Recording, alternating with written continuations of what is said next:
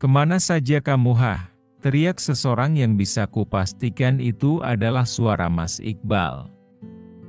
Semua orang yang berada di ruangan itu terkejut dengan kehadiran Mas Iqbal, termasuk Najla yang tengah terlelap ikut terbangun karena mendengar teriakan Mas Iqbal.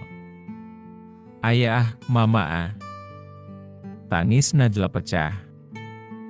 Aku pun beringsut mendekati Najla, begitupun dengan Mas Iqbal. Menurut Bu RT, tulang kaki bagian tumitnya retak serta ada tulang bagian bokong yang ikut tergeser karena Najla jatuh dalam sekali hentakan. Anak bungsuku menangis dan meraung kesakitan. Aku dan Mas Iqbal hanya bisa menenangkan sebisanya.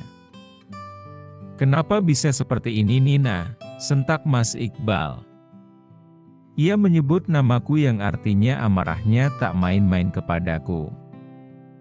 Biasanya Mas Iqbal menyapaku dengan sebutan Dik atau Mama. Jika dalam keadaan marah seperti ini baru dia memanggilku dengan sebutan nama.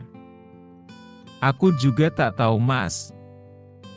Aku baru pulang, Nina sudah dibawa kemari." "Apa? Baru pulang katamu?" "Sudah nak Iqbal, jangan ribut di sini, ini tempat umum," Pak RT menengahi. Seketika Mas Iqbal langsung diam, tatapannya berubah sendu saat Najla memanggil namanya. Dokter yang merawat Najla datang, ia memberitahu penjelasan luka Najla secara medis. "Anakku mengalami patah tulang dan pergeseran tulang ekor, untuk sementara ia tak bisa berjalan normal."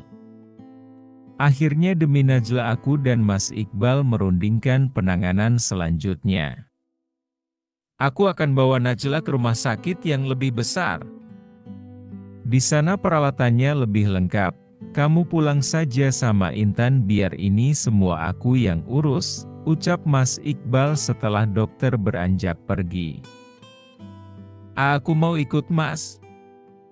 "Tak usah, pulanglah, lebih baik kamu urus Intan, kamu masih hutang penjelasan tentang kejadian yang menimpa Najla." "Oh iya, ini ongkos untuk kalian pulang." Mas Iqbal menyodorkan beberapa lembar uang kepadaku. Aku langsung menerima dan tak banyak bertanya. Akhirnya kami membagi tugas. Mas Iqbal menemani Najla, sedangkan aku sendiri membawa Intan pulang. 1 hari berlalu, Najla menjalani perawatan di rumah sakit ditemani ayahnya. Pikiranku sebenarnya tak tenang, ingin sekali menyusul Najla. "Permisi, Nina ah," suara Bu RT dari luar rumah. Buru-buru aku menghampirinya. "Iya Bu RT, ada kabar dari Mas Iqbal?" "Iya," jawab Bu RT. "Kalau begitu kita ngobrolnya di dalam saja Bu." "Gak usah Nina, saya gak lama kok." Bu RT langsung duduk di kursi teras. Ia mengeluarkan ponsel kemudian menyerahkannya kepadaku. "Ini pesan dari Iqbal ke Bapak, kebetulan sama Bapak diteruskan ke saya biar kamu baca." "Mas Iqbal punya HP?" "Kurang tahu, yang jelas seharian kemarin kata Bapak mereka berkirim pesan." "Sejak kapan Mas Iqbal memiliki HP? Atau mungkin dia pinjam punya seseorang?" "Entahlah." Batinku bertanya-tanya. "Ini Nah, baca saja." Ponsel Bu RT pun kali ini berada dalam genggamanku. Aku membaca semua pesan Mas Iqbal dengan Pak RT. Ada beberapa percakapan yang kurang lengkap, namun dari perbincangannya dengan Pak RT, Mas Iqbal saat ini tengah butuh biaya untuk Najla. "Bu, saya sebenarnya ada tabungan, tapi Mas Iqbal tidak mengetahuinya, bisa saya minta tolong?" "Tabungan?" Kening Bu RT langsung bertaut, mungkin ia sanksi terhadapku. Karena bukan rahasia lagi kehidupanku yang sulit dan banyak hutang sudah menjadi konsumsi publik. Maksudnya ini uang warisan dari orang tua baru saya dapat kemarin, tapi keluarga saya melarang Mas Iqbal untuk tahu." Untuk itu saya butuh bantuan ibu." Tiba-tiba alasan itu keluar begitu saja. Entahlah. Aku sampai tak menyadari kenapa mentalku kian berubah, bahkan tanpa sadar aku fasih membuat kebohongan yang tak direncanakan. "Minta tolong apa ya, Nak?" tanya Bu RT. "Tolong berikan uang ke Mas Iqbal, tapi jangan bilang uang itu dari saya." "Lalu saya harus bilang dari siapa, Nak? Apa nanti Iqbal gak mempertanyakan hal itu?" "Bilang saja dari ibu dan bapak," jawabku lagi. "Memangnya kamu mau ngasih berapa, Nina?" "5 juta, Bu." "Apa?" pekik Bu RT. Ia nampak menimang-nimang seakan usulanku tak sesuai dengannya. "Bukannya saya gak mau bantu, tapi mungkin Iqbal juga gak akan percaya kalau saya ngasih uang sebanyak itu ke dia. Mungkin kalau 100-200 dia mau nerima, tapi ini jutaan loh, Nah, gaji bapak aja gak sampai segitu. Baiknya gimana ya, Bu?" "Ya kamu jujur aja. Lagian itu juga uang kamu kan?" "Tapi keluarga saya melarang Mas Iqbal tahu, Bu." Aku dan Bu RT saling berpandangan hingga akhirnya muncul ide baru lagi. "Bagaimana kalau iuran dari warga setempat? Mungkin Mas Iqbal bisa menerima," usulku lagi. "Ya sudah, nanti saya obrolin dulu sama bapak ya. Saya pamit dulu, Nak."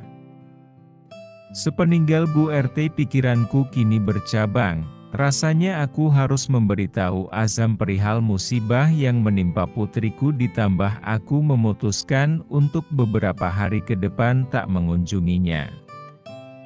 Jam 1 siang aku putuskan ke rumah Azam. Sebelumnya aku menyempatkan memasak berbagai menu makanan dan membawakan untuknya. Saat tiba di persimpangan, kulihat sebuah mobil sedan warna hitam terparkir di depan rumahnya. Aku pun mempercepat langkah gua mengetahui siapa yang mengunjungi Azam, namun langkah kakiku kalah cepat sebelum aku sampai di rumahnya. Mobil itu keluar dari perkarangan rumahnya. Sampai di rumah Azam gegas aku masuk ke dalam rumahnya, namun saat menekan handle pintu dalam keadaan terkunci. Tak biasanya pintu rumah ini terkunci, apa mungkin Azam tidak ada di rumah, pikirku. Ku ketuk pintu pelan, sesekali aku mengintip di balik jendela, saat melihat tubuh kekarnya berjalan ke arah pintu senyumku langsung merekah. "Hai Mas.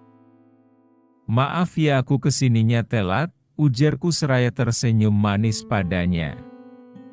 Azam tak menjawab, ia hanya menatapku dengan tatapan dingin, tatapan yang sama seperti pertama kali bertemu dengannya dulu. "Mas, aku bawain kamu makanan, tapi aku gak punya kotak bekal jadi aku masukin ke bungkus plastik. Ini aku buat semur ayam sama tumis capcay, rasanya enak loh." Azam tak mengindahkan ucapanku. Kenapa dengan sikapnya? Apa ia marah karena aku datang terlambat?